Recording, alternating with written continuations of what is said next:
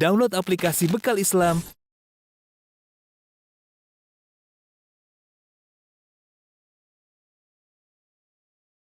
Bismillahirrahmanirrahim. Assalamualaikum warahmatullahi wabarakatuh. Alhamdulillahi ala ihsani wa syukru lahu ala taufiqihi wa amtinani wa asyhadu an la ilaha illallah wahdahu la syarika lahu ta'ziman li sya'ni wa asyhadu anna Muhammadan abduhu wa rasuluhu da'ila ridwani. Allahumma shalli alaihi wa ala alihi wa ashabihi wa ikhwani. Kepada keluarga besar Fakultas Kedokteran Mustofa yang dirahmati oleh Allah Subhanahu wa taala, ya para dosen, para profesor. Alhamdulillah pada kesempatan pagi hari ini kita dipertemukan oleh Allah Subhanahu wa taala dalam rangka saling menasihati, terutama di musim pandemi yang banyak di antara kita terpaksa harus berdiam di rumah, ya, menyendiri di rumah, ya, bersama keluarga. Tentunya kita berusaha dalam kondisi seperti sekarang ini kita bisa menjaga keimanan kita, bahkan bukan hanya menjaga, kita berharap dalam kondisi yang kita semua tidak menginginkan seperti ini, tapi telah terjadi. Kita berharap bukan cuma menjaga keimanan kita, bahkan bisa menambah keimanan kita, ya. Pada kesempatan kali ini, ya, saya akan membahas tentang suatu perkara yang disebutkan oleh para ulama tentang permasalahan al-uzlah. Al-uzlah yaitu menyendiri, ditinjau dari dampak positif dan dampak negatif. Kapan kita dianjurkan untuk menyendiri, kapan kita dianjurkan untuk berbaur dengan masyarakat. Dengan harapan saya setelah kita memahami perkara al-uzlah, yaitu menyendiri atau al-khultah, bercampur dengan berbaur dengan masyarakat, kita akan tahu apa yang bisa kita lakukan dalam kondisi pandemi maupun tatkala non pandemi, ya. Pembahasan ini sejak jauh-jauh sudah dibahas oleh para ulama, di antaranya seperti dibahas oleh Abu Sulaiman Al-Khattabi rahimahullahu taala dalam kitabnya yang judulnya Al-Uzlah, yang beliau adalah wafat sekitar tahun 388 Hijriah. Kemudian juga dibahas oleh para ulama lain, contohnya seperti Abu Hamid Al-Ghazali dalam kitabnya Ihya Ulumuddin yang beliau wafat tahun 505 Hijriah. Beliau membuat suatu bab khusus atau pembahasan khusus tentang Al-Uzlah, tentang manfaat dan sisi positif dan sisi negatif, ya. Ini kita harus pahami dengan baik sehingga dengan landasan ini kita bisa tahu apa yang bisa kita lakukan tatkala kita harus berdiam di rumah, ya, sehingga lebih membangun atau meningkatkan keimanan kita. Tolong perhatikan, ya.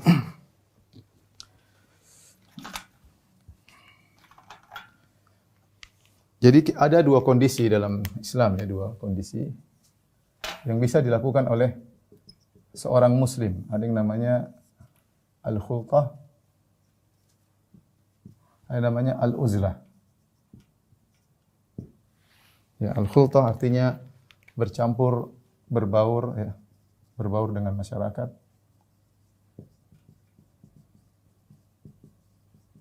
Adapun al-uzlah artinya menyendiri, ya. Menyendiri untuk beribadah, ya, untuk beribadah, meningkatkan iman, ya, pada Allah. Kita tahu bahwasanya dalam kondisi sekarang banyak di antara kita yang mungkin lebih cenderung al-uzlah, menyendiri, ya, secara fisik, tapi kenyataannya mungkin tetap berbaur melalui medsos atau melalui sarana-sarana WhatsApp dan yang lainnya, ya. Islam, yang hukum asal dalam Islam adalah al-khultah, berbaur dengan masyarakat. Ini adalah hukum asal. Ini hukum asal, ya. Karena kita tahu bahwasanya Islam mengajarkan kita hidup bersosial. Kita adalah insan ijtimai. Insan ijtimai maksudnya manusia yang bersifat sosial, berbaur dengan masyarakat. Makanya dalam Islam disyariatkan banyak perkara-perkara yang kita dengan perkara-perkara tersebut membantu sikap sosial kita, seperti sholat berjamaah, seperti sholat Id, zakat, dan yang lainnya. Banyak hal-hal, taraweh, ya, dan banyak hal yang menunjukkan bahwasanya hukum asal dalam Islam adalah kita bersosial, berbaur dengan masyarakat.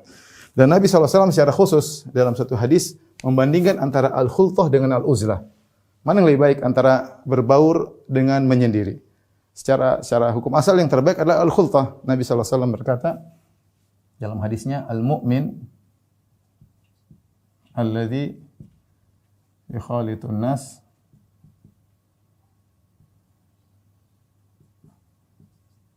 wa yasbir ala adahum khairun min alladhi la yukhalitun nas wa la yasbir ala adahum. Artinya apa? Kata Nabi SAW, seorang mukmin, ini landasan utama hadisnya, seorang mukmin yang berbaur dengan masyarakat dan bersabar atas gangguan mereka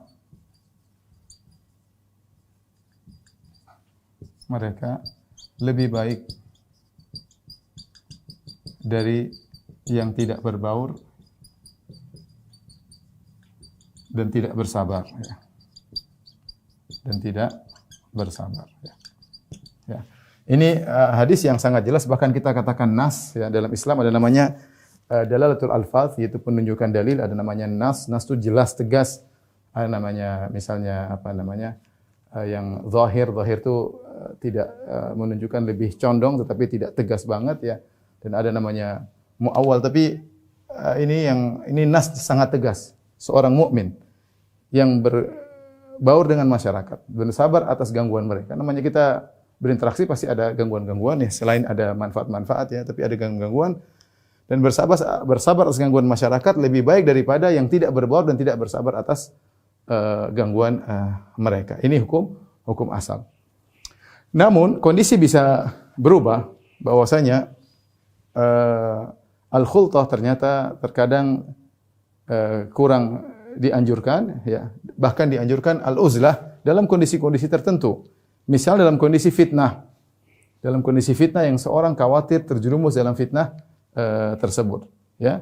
Dalam kondisi fitnah maka banyak dalil-dalil yang datang yang menunjukkan seorang untuk beruzlah, menjauhkan dirinya dari sumber-sumber fitnah agar dia selamat.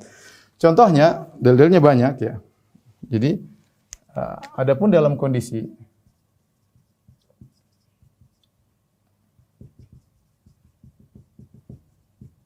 fitnah, maka uzlah lebih disukai bagi yang khawatir terjerumus dalam fitnah. Tentu maksud fitnah di sini fitnah yang bisa menghancurkan agamanya. Dia terperangkap dalam fitnah tersebut, menurunkan kualitas imannya, ya. Tadi imannya tinggi kemudian jadi jatuh, jadi hancur karena dia bermain dengan api fitnah dan dia terjerumus, bahkan bisa jadi dia pemimpin dalam fitnah tersebut. Jadi fitnah ini umum, ya. Berkaitan dengan fitnah dunia, berkaitan dengan fitnah misalnya pertumpahan darah atau fitnah syahwat, fitnah umum, ya. Maka dalam kondisi demikian, jika seorang khawatir dirinya terjerumus dalam fitnah, maka bagi dia uzlah lebih baik. Adapun dalil sangat banyak, ya, dalilnya, ya. Seperti dalam Al-Quran, ketika Nabi Ibrahim alaihissalam berdakwah, kemudian dia dimusuhi oleh satu negerinya, kemudian bapaknya pun la illam tantahi la arjumannak. Ketika dia mendakwahi ayahnya, maka ayahnya mengatakan, "Wahai Ibrahim, ya, aragibun anta an alihati, ya Ibrahim, kau benci sama Tuhan-Tuhanku Ibrahim, kalau kau tidak mau berhenti, saya akan rajam engkau, wahai Ibrahim. Ya, wahjurni maliya, tinggalkan aku." Maka Ibrahim akhirnya mengatakan, "Qala salamun alaik, sa'astaghfiruka li rabbi innahu kana bi hafiya." Kemudian kata Ibrahim, "Wa a'tazilukum wa ma tad'una min dunillah." Nah, di sini dia mengatakan, "Aku akan meninggalkan kalian dan sembahan-sembahan kalian." Ya. Kata Ibrahim, "Aku uzlah, ya. Uzlah dari kalian dan juga sembahan-sembahan kalian." Ya. Ini karena kondisi sudah sulit, artinya Ibrahim sudah berusaha, namun mereka tidak bisa mendapat hidayah, bahkan dia akan diancam, akan dirajam dan lain-lain. Ya, akhirnya dia memilih untuk meninggalkan mereka. Akhirnya dia pun pergi. Inni muhajirun ila rabbi, dia pun pergi meninggalkan negerinya yang sangat dia cintai tersebut, bahkan meninggalkan ayahnya yang sangat dia cintai dengan penuh kesedihan, tetapi kondisi membuat dia harus uzlah. Contoh lagi seperti dalam surat Al-Kahfi, Ya, kata Allah, wa ini i'tazaltumuhum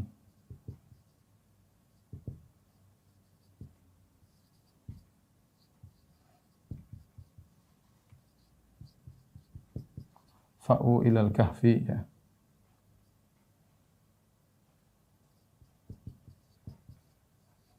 Yansyur lakum rahmatun min rabbih, dan seterusnya. Kata Allah, wa in tazaltumuhum ma ya'buduna min dunillah. Jika kalian uzlah dari mereka, ya. Jika kalian uzlah dari mereka, ya. Dan apa yang mereka sembah, ya, maka pergilah ke goa Al-Kahfi. Pergilah ke goa. Goa, ya. Dan akhirnya mereka pun pergi, mereka beruzlah karena kondisi tidak memungkinkan, mereka dipaksa untuk melakukan kesyirikan. Mereka dipaksa untuk melakukan kesyirikan, jika tidak mereka akan dirajam, mereka akan dibunuh. Akhirnya 7 pemuda tersebut meninggalkan dengan disebutkan bahwasanya mereka adalah anak-anak pembesar, orang tua mereka pejabat-pejabat, orang-orang kaya. Akhirnya mereka harus meninggalkan itu semua. Mereka pergi memilih untuk pergi ke goa demi menyelamatkan agama mereka. Ini adalah dalil bahwasanya uzlah disyariatkan dalam kondisi tertentu. Hukum asalnya tentunya tidak. Ini dari Al-Qur'an. Adapun dalam hadis juga banyak, ya. Dalam hadis, ya. Seperti dalam Rasulullah SAW bersabda, ya, dalam Sahih Bukhari, ya, yushiku an yakuna khaira malil mu'min ghanamun yatatabba'u biha sya'af al-jibal, ya.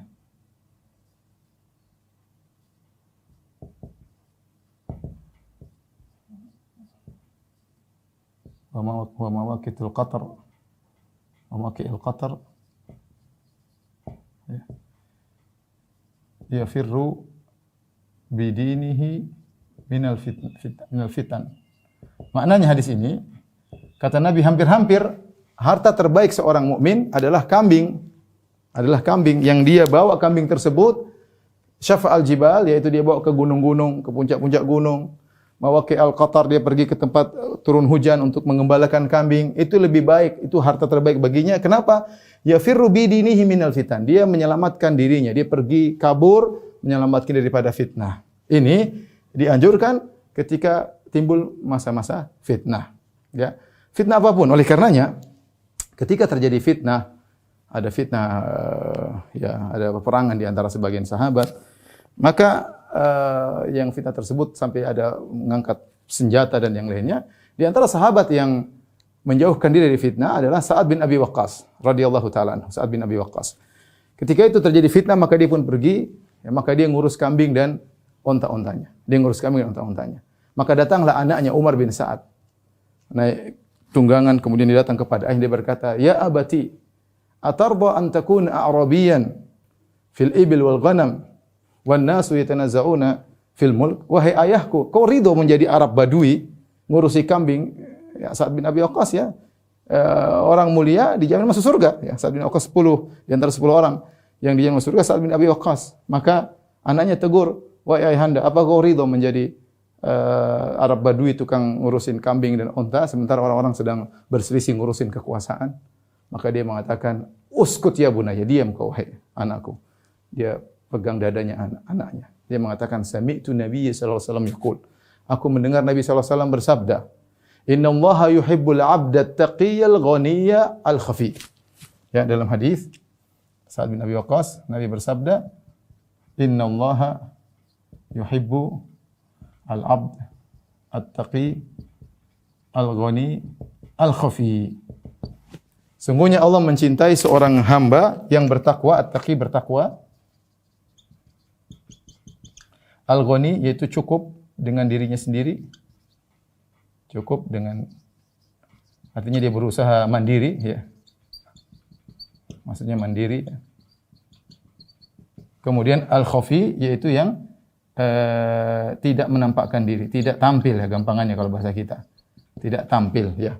Sehingga Sa'ad bin Waqqas memahami hadis ini, kalau jika terjadi fitnah, ya, seorang lebih baik dia bertakwa kepada Allah dan dia urus pribadinya dan tidak urusan dengan urusan banyak orang. Bahkan ketika ada lagi yang datang maksa dia, "Wahai Sa'ad bin Abi Waqqas, tidakkah kau ikut dalam fitnah ini?" Maksudnya angkat senjata. Kata dia, "Berikan kepadaku sebuah pedang. Lahu ainani basiratani. Lisan yantiq." Ya. Dia mengatakan, "Berikan kepadaku sebuah pedang yang punya dua mata, yang bisa melihat dan punya lisan bisa berbicara." Sehingga pedang itu mengatakan, "Ini kafir maka bunuhlah, ini muslim maka jangan bunuh. Kalau ada pedang seperti itu saya akan berperang." Karena fitnah di antara kaum muslimin.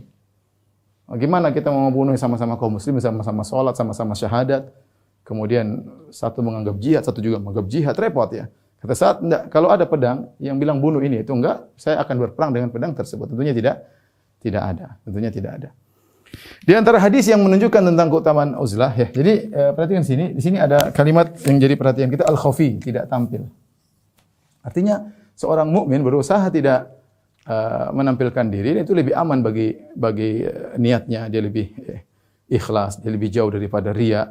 Kecuali kalau memang terpaksa dia tampil seperti mungkin ustadz atau orang-orang yang diperlukan oleh banyak masyarakat untuk memberi pengarahan, mungkin para dokter atau para ilmuwan yang lain, silahkan ya. Yang penting niatnya dia jaga, tapi sebisa mungkin dia tidak berusaha menampilkan diri sehingga rawan untuk terjerumus dalam hal-hal yang mempengaruhi imannya, menggugurkan imannya.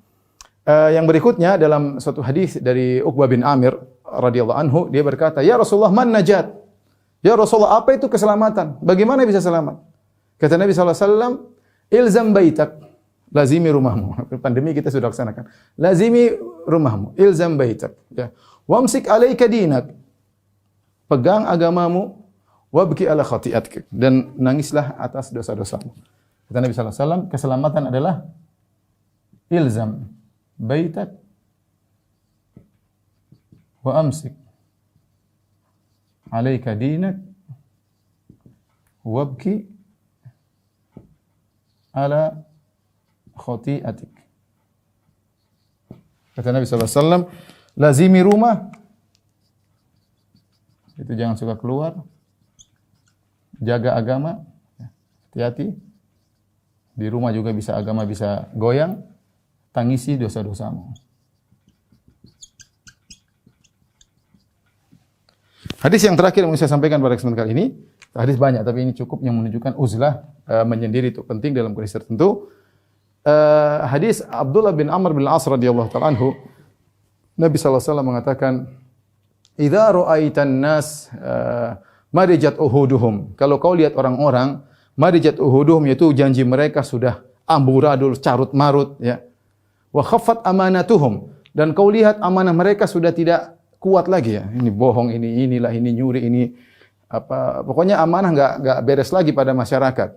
Wa kanu hakadha, kata Nabi, dan mereka dalam kondisi demikian. Wa syabbaka baina asabihi, Nabi mengatakan orang sudah begini carut marut, enggak jelas mana yang benar, mana yang salah, ngomong semuanya ngomong carut marut. Kalau kalian sudah melihat masyarakat dalam kondisi demikian, ya, maka selamatkan diri intinya ya. Maka Abdullah bin Abbas, "Faqumtu ilaihi," aku pun segera menuju kepada Nabi, aku berkata, "Madza af'alu inda dzalik?" Apa yang harus aku lakukan ya Rasulullah ketika dalam kondisi demikian, kondisi masyarakat sudah carut marut. Ya semua merasa benar, udah kacau lah. Maka kata Nabi sallallahu alaihi wasallam sama jawabannya kira-kira, "Ilzam baitak." Hendaknya kau lazimi dirimu, wamlik alaika lisanak, jaga lisanmu. Ada tambahan di sini, wamlik alaika lisanak, jaga lisanmu ya. Ya, kemudian wa khudh ma ta'rif wa da' ma tunkir, lakukan yang menurut kau baik dan tinggalkan yang menurutmu adalah buruk. Kemudian kata Nabi sallallahu alaihi wasallam, ya, alaika bi amril khassah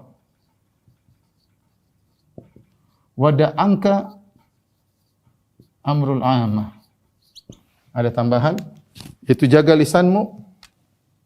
Selain tinggal di rumah, jaga lisan. Kemudian sibuk dengan privasimu yang bermanfaat. Tinggalkan urusan umum. Ya. Tinggalkan urusan orang banyak. Karena sudah kacau, carut marut. Ya. Ini hadis-hadis yang menunjukkan tentang keutamaan uzlah dan ini dibawakan oleh Abu Sulaiman Al-Khattabi dalam kitabnya Al-Uzlah yang menunjukkan dalam kondisi tertentu seorang disyariatkan untuk al-uzlah.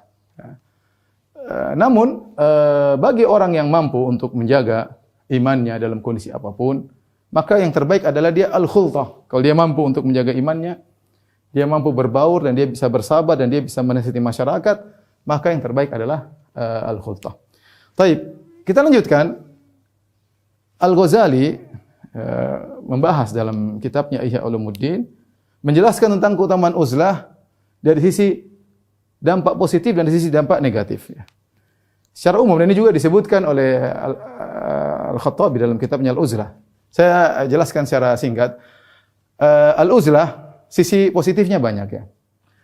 Oleh karenanya kita disyariatkan untuk beribadah berkholwat dengan Allah Subhanahu wa taala. Contohnya seperti salat malam kita berkholwat, kita sedang uzlah meskipun di kamar istri kita sedang tidur, kita uzlah berdua dengan Allah. Itu di antara contoh kita berusaha untuk berbahagia tatkala bersendirian. Contoh juga seperti ketika iktikaf. Iktikaf bahkan Nabi SAW membuat semacam kemah-kemahan di masjid selama 10 hari. Itu juga melatih diri kita untuk uzlah, melatih diri kita untuk berbahagia meskipun kita sendirian tidak bercampur dengan masyarakat ya. Tetapi tentunya dalam waktu-waktu tertentu saja, tidak seluruh waktu. Asalnya Nabi SAW berbaur, asalnya Nabi memberi pelajaran, para sahabat pun demikian, memberi nasihat. Asalnya para sahabat berbaur. Hanya kondisi-kondisi tertentu mereka melakukan uzlah. Taib, apa faedah uzlah? Faedah uzlah disebutkan oleh kedua ulama tersebut, Al-Khattabi maupun Al-Ghazali. Di antaranya lebih menjauhkan diri daripada riya ya. Lebih menjauhkan diri daripada riya, menjauhkan diri daripada cari muka ya, karena kita tidak berbaur dengan masyarakat. Kita tidak mau cari muka di hadapan mereka karena objek untuk kita cari muka enggak ada ya. Kemudian di antaranya misalnya kita lebih khusyuk dalam beribadah ya. Di antaranya kita bisa lebih fokus untuk mengurusi urusan keluarga kita ya. Di antaranya kita tidak terjebak dengan melihat kemungkaran tapi tidak bisa kita ingkari ya, karena kita jauh dari masyarakat ya. Di antaranya kita bisa banyak beribadah kepada Allah Subhanahu wa taala ya. Uzlah ya, ini beberapa faedah yang jelas-jelas sangat logis ya, seorang selamat dari berbagai macam fitnah syahwat maupun fitnah syubhat dan yang lainnya. Tetapi ada sisi dampak negatifnya. Negatifnya di mana? Banyak hal-hal yang dia tidak bisa lakukan. Seperti mengajar. Ya. Mengajar itu kan pahalanya besar. Berdakwah, pahalanya besar. Beramar ma'ruf nahi munkar juga pahalanya besar. Dia tidak bisa lakukan. Ya. Membantu orang-orang dalam kesulitan. Ya. Dia juga tidak bisa lakukan. Karena dia sedang uzlah. Karena dia sedang uzlah. Ya. Dari sini, maka seorang di zaman sekarang ini dia merenungkan apa yang harus dia lakukan ya. Saya tidak mengatakan dia uzlah secara total dan saya juga tidak mengatakan dia khulthah bercampur baur secara total ya. Maka seorang menimbang-nimbang, intinya kalau kita bertanya mana yang lebih baik ya Ustaz, antara al-khulthah berbaur atau al-uzlah menyendiri, maka kembali kepada masalah iman. Mana di antara ini yang bisa lebih menambah keimanan kita, lebih banyak mendatangkan pahala, lebih menyelamatkan agama kita, maka lakukan. Maka lakukan. Kalau Anda ternyata dengan berbaur dengan masyarakat, Anda bisa menyebarkan kebaikan, Anda bisa menunjukkan orang yang tersesat kepada jalan yang baik misalnya, seperti para dokter bisa melakukan pengobatan, menolong banyak orang, tentu pahalanya lebih banyak dengan tetap menjaga diri, ya. Bukan berarti dia berbaur secara total, tetapi di tengah-tengah dia berbaur, dia ada uzlah sedikit, yaitu apa? Dia tidak berbicara pada perkara yang bukan urusannya. Dia menjauhi tempat-tempat yang bisa menimbulkan fitnah pada agamanya. Ya. Dia tidak bergaul dengan semua orang, tapi dia bergaul dengan orang-orang yang mungkin bisa membuat dia mendapatkan pahala. Dia tidak berteman dengan semua orang, dia hanya berteman dengan orang-orang yang bisa menambah keimanannya. Ya. Jadi kita kalau bicara kenyataannya zaman sekarang, sulit bagi kita untuk mempraktekkan uzlah. Ya. Karena meskipun kenyataannya sekarang masa pandemi masing-masing di rumah, tapi kita tidak bisa uzlah secara total. Buktinya kita tetap saja kontak-kontakan. Ya, alhamdulillah ada seperti sekarang ada pengajian lewat Zoom. Ya, ini hakikatnya kita tidak sedang uzlah, hanya uzlah badan, tapi secara wajah ketemu, ngobrol, kita saling nasihati dan yang lainnya. Ya, maka kita tidak bisa juga melaksanakan uzlah secara total. Intinya ikhwan dan akhwat yang dirahmati Allah Subhanahu wa taala, dari sini mana yang lebih baik antara uzlah atau khultah, kembali kepada diri kita masing-masing, ya. Mana yang harus kita, kapan waktunya kita berbaur dan kapan waktunya kita menyendiri, melihat kepada maslahat dan mudarat, bagaimana iman kita bisa terjaga bahkan bisa bertambah, itu yang kita lakukan, ya. Maka mungkin saya mau kasih misalnya apa ya, dalam bahasa Arab namanya ikhtirah, itu usulan. Ya, usulan agar meskipun kita di rumah bisa menjaga atau bahkan menambah iman.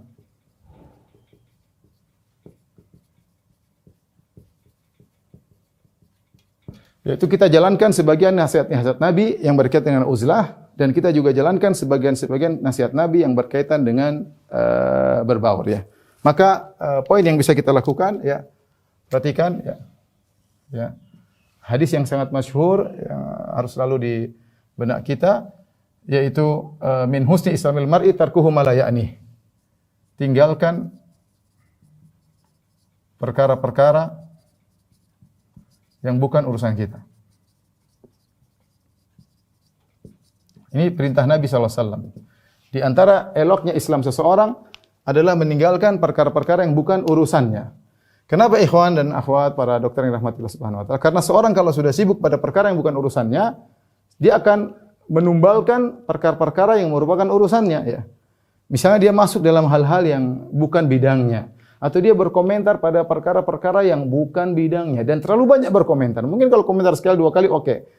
Tapi dia terlalu banyak berkomentar pada hal yang dia bukan bidangnya. Dia tidak punya analisa, dia tidak punya data untuk menganalisa, dia tidak tahu apa yang sedang terjadi sesungguhnya. Kemudian dia banyak komentar sehingga waktunya terbuang, jiwanya terbawa emosi, membenci dan yang lainnya, sementara perkara-perkara yang penting akhirnya terlalaikan. Ya. Dan itu pasti terjadi. Kapan dia menghabiskan waktunya pada yang bukan urusannya, maka yang merupakan urusannya terlalaikan. Akhirnya waktunya habis banyak tercurahkan, misalnya urusan pendidikannya terbengkalai, urusan anak istrinya terbengkalai, urusan pekerjaannya pun terbengkalai. Ya, kenapa? Dia menghabiskan waktu pada perkara-perkara yang bukan urusannya. Dan kita tahu, di zaman sekarang ini ketika kita di rumah, kita bisa melihat banyak yang bukan urusan kita, banyak sekali. Dan kita punya sifat ingin tahu, ya. Sehingga kita baca ini, lihat berita ini, kita ikuti perkembangannya tiap hari. Tidak terasa berjam-jam kita ikuti perkara yang belum ada ujungnya. Berhari-hari kita ikuti, berminggu-minggu perkara yang belum tentu ada ujungnya. Ujungnya pun kesimpulannya belum tentu benar sesuai yang sesungguhnya. Bisa jadi manipulasi, bisa jadi permainan. Oleh karenanya, kalau ada yang lebih bermanfaat dari ini, kita cukup melihat, artinya ya kalau ada kita cuma nimbrung sedikit, sisa waktunya kita untuk yang lebih bermanfaat. Ini di antara hal yang membuat akhirnya iman kita turun. Terlalu sibuk pada perkara-perkara yang bukan urusan kita. Ya, saya rasa para dokter punya banyak urusan, ya. Maka sibuklah pada urusan-urusan yang merupakan perkara yang penting bagi para dokter, seperti mengenali tentang misalnya sekarang lagi heboh tentang masalah vaksin, masalah efek negatif, efek positif misalnya. Kemudian bagaimana menangani orang-orang yang sedang terkena pandemi misalnya, bagaimana ini yang lebih bermanfaat. Kalau dia pikirkan karena Allah Subhanahu wa taala, maka semua pikirannya, semua energinya berpahala di sisi Allah Subhanahu wa taala. Dan ingat Nabi SAW bersabda, khairukum anfa'ukum linnas. Sebaik-baik kalian yang paling bermanfaat bagi masyarakat. Dan di antara pekerjaan yang memudahkan memberi manfaat besar kepada masyarakat adalah jadi dokter. Jadi jangan cuma sekedar perkara duniawi yang kita pikirkan, tapi kita niatkan saya bekerja selain untuk menafkahi anak istri, saya bekerja untuk kaum muslimin, ya. Saya pikirkan bagaimana mengurangi penderitaan mereka, apa yang harus dilakukan oleh para dokter, bermusyawarah, berdiskusi. Ini semua penting bagi para dokter. Nah, kalau para dokter sudah sibuk seperti ini, mungkin perkara-perkara yang bukan urusannya, dan kita tahu namanya perkara politik di Indonesia nggak ada ujungnya, ya. Bisa saja berubah begini, bisa jadi begini, bisa jadi rencana begini, rencana ke A jadi B, B jadi C, dan yang lainnya, ya. Maka kalau kita terlalu sibuk pada perkara-perkara yang tidak jelas, bukan urgen bagi kita, mau tidak mau iman kita menurun. Kenapa? Kita akan menganalisa. Sementara analisa kita datanya nggak ada, datanya nggak jelas, benar atau tidak. Kita mulai membenci sebagian kaum muslimin. Kita mulai maki-maki sebagian kaum muslimin.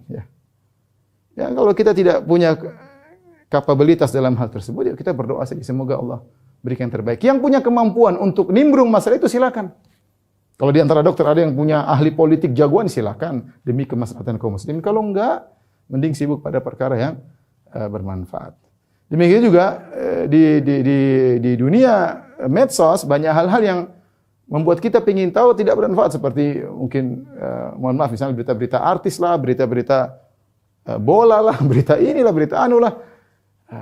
Kita umur sudah semakin mendekati titik pertemuan kita dengan Allah. Sudah saatnya kita meninggalkan hal-hal tersebut. Kita konsen pada perkara yang penting bagi kita. Apa kata Nabi SAW? Alaika bi amril khassah. Sibukkanlah dirimu dengan perkara yang khusus privasimu. Masalah pekerjaanmu, masalah anakmu, masalah istrimu. Sibuk masalah pendidikanmu, kuliahmu. Seriuskan. Serius dengan menjalani hal tersebut. Wada' angka amrul ammah. Dan tinggalkanlah urusan banyak orang yang kau tidak berkompeten untuk berbicara tentang masalah itu. Tidak berkompeten. Bicara pun nggak ada yang dengar. Siapa yang mau dengar juga? Ya. Kau memberi analisa, orang mendengar pun belum tentu analisamu benar. Karena data untuk menganalisa tersebut belum tentu benar. Mana sumbernya? Ya. Oleh karenanya, biarkanlah orang yang berkompeten yang berbicara. Kalau kita yang bukan pada bidangnya, mending kita sibukkan dengan apa yang bermanfaat buat kita di dunia dan di akhirat. Ya. Jadi ini usulan saja. Jalankan hadis Nabi, tinggalkan perkara-perkara yang bukan urusan kita. Kemudian, jadi ya maksud saya dengan meninggalkan perkara yang bukan urusan kita, otomatis kita sibuk. Otomatis sibuk pada perkara-perkara ya privasi kita ya yang bermanfaat. Ya. Makanya di antara tadi kata Nabi sallallahu alaihi wasallam, "Innallaha yuhibbul 'abda at-taqiyyal ghaniyal khafi." Allah mencintai seorang hamba yang bertakwa, yang mandiri, al-khafi, yaitu yang tidak tampil. Artinya dalam sebagian riwayat al-hafi itu orang yang sibuk urusi anaknya, istrinya, dia perhatian benar bagaimana tentang anak dan istrinya, itu urusan pribadi dia. Kemudian yang kedua, jangan tinggalkan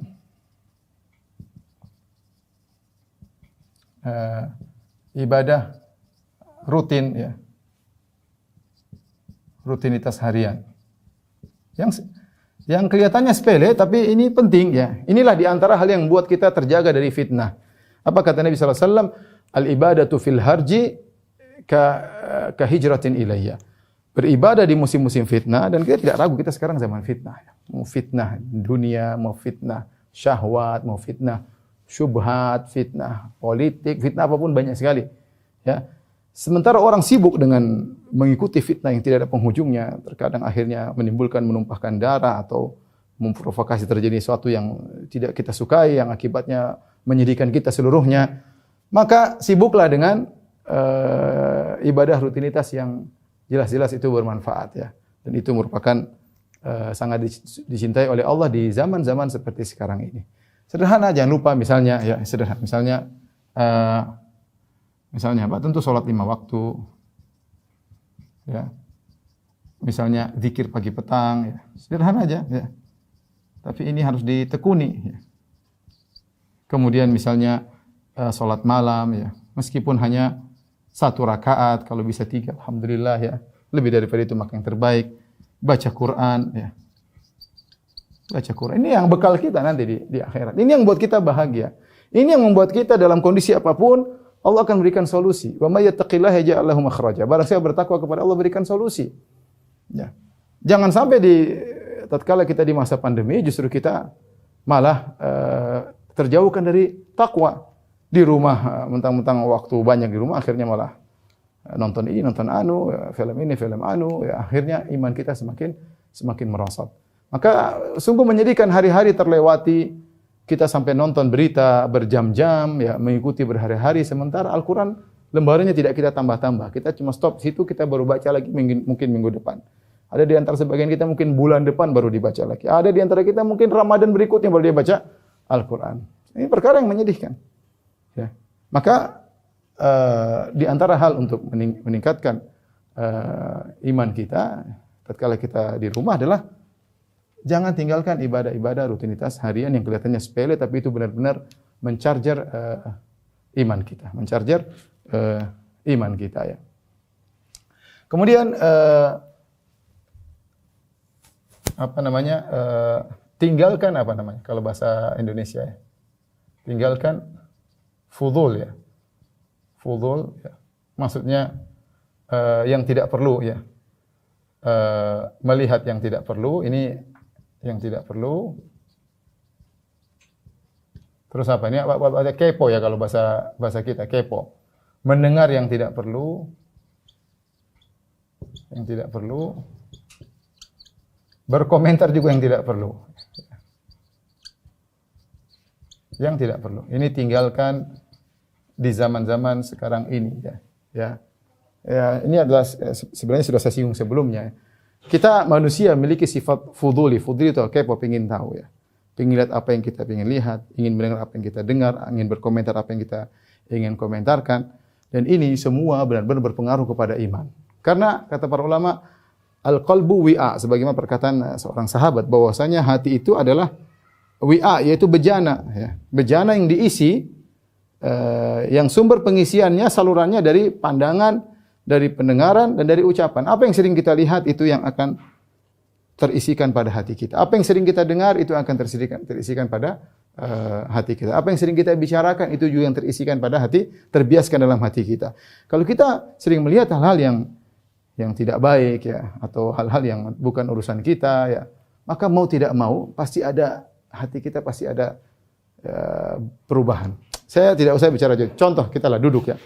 Saya bukan bilang apa, misalnya kita duduk nonton film lah 1 jam, film box office, film Hollywood, film apa, India Wood kayak film apa macam-macam ya, drama Korea, drama India, sekarang dunia banyak sekali. Nonton 1 jam, 2 jam, yakin kalau setelah nonton hati kita pasti berubah. Karena banyak sekali hal-hal yang kita lihat situ, maksiat lah, apalah, terbuka aurat wanita lah, inilah, kemudian itu semua terbias, nggak mungkin nggak terbias. Itu akan berpengaruh dalam kekhusyuan salat kita. Pengaruh dalam kemalasan kita baca Al-Quran. Pengaruh terhadap sikap kita, terhadap kecintaan kita kepada istri kita. Gimana lihat cewek-cewek cantik, pengaruh kita sama istri kita. Istri kita terasa hambar dan yang lainnya. Tidak terasa ya. Tidak terasa, tidak mungkin tidak ada pengaruh. Itu maksiat. Jangankan maksiat, taruhlah kita nonton bola yang mungkin tidak maksiat ya. Nonton 2 jam pertandingan, teriak-teriak. Setelah itu pasti ada pengaruh. Iman, kalau kita mau ngecek hati kita pasti ada pengaruh pada hati kita. Kenapa kita melihat hal yang tidak perlu? Lihat yang tidak perlu. Ketika kita melakukan hal-hal yang tidak perlu, maka banyak hal-hal yang bermanfaat yang akhirnya terbuang-buang. Harusnya kita bisa gunakan untuk nelpon orang tua, berbakti kepada orang tua, untuk bisa menyambung silaturahmi dengan kakak dan adik, bisa ziarah kepada tetangga, menjalankan sunnah-sunnah Nabi.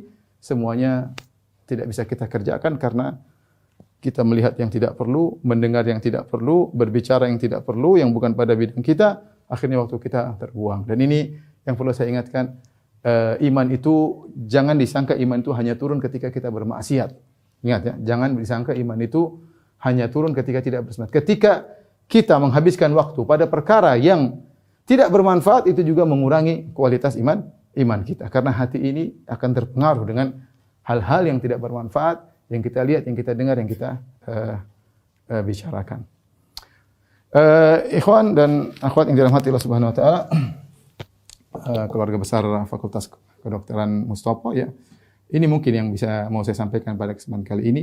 Kalau mungkin judulnya adalah bagaimana meningkatkan iman tatkala kita di rumah, saya rasa teorinya sederhana, yaitu manfaatkan waktu pada perkara-perkara yang penting buat kita. Ya, jangan lupa beribadah kepada Allah Subhanahu wa taala. Ibadah-ibadah yang bisa kita lakukan, mumpung kita masih di rumah ya. Mudah, kita bisa telepon orang tua, dengan telepon orang tua menyambung silaturahmi ya. Kita bisa dekat sama anak-anak, bisa dekat istri, anak-anak yang masih kuliah bisa dekat dengan orang tuanya, saatnya berbakti kepada orang tua. Manfaatkan waktu mumpung di rumah. Tidak seperti sebagian orang ketika di rumah malah kemudian maksimal dengan game ya, mungkin sibuk dengan game ini, level ini ya. Atau sibuk dengan nonton ini, menghabiskan waktu, membunuh waktu istilahnya, sehingga imannya merosot.